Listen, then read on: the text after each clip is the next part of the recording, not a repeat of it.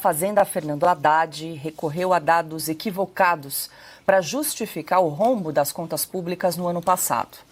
Mesmo depois de receber do antecessor um país com superávit primário de 54 bilhões de reais em 2022, Fernando Haddad voltou a culpar a oposição pelo próprio fracasso. Isso, ministro Barroso, vamos simplificar. Não é pilão, uma coisa, é orçamento. Vamos falar para o cidadão brasileiro que paga também o seu salário. O ministro estava falando que, diz ele, segundo ele, a culpa, como sempre, é do Bolsonaro. Sempre, né?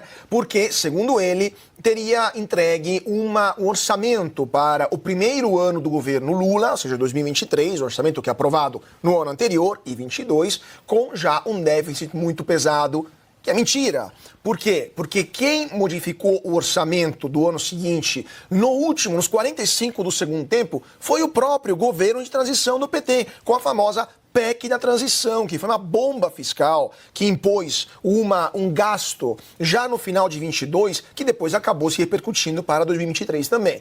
E não apenas isso. Em 2023, o governo federal arrecadou, ou seja, impôs mais tributos para a população, para o seu salário, para suas compras, aumentou os impostos dos brasileiros de uma forma jamais vista. Chegaram até a criar impostos por decreto, como, por exemplo, o imposto sobre exportação de petróleo, né? Onde já se viu, em um país civilizado, criar imposto por decreto.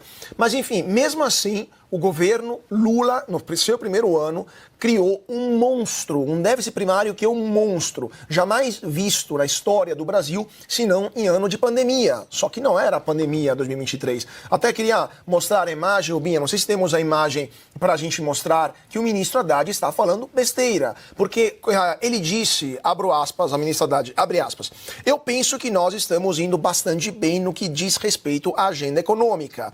Eu gostaria de lembrar que estou me baseando em dados, não vou aqui fazer adjetivações, fecha aspas. Eu acho que essa é uma frase que define muito bem o que é um delírio, porque esta imagem mostra muito bem o tamanho do rombo que temos nas contas do governo federal.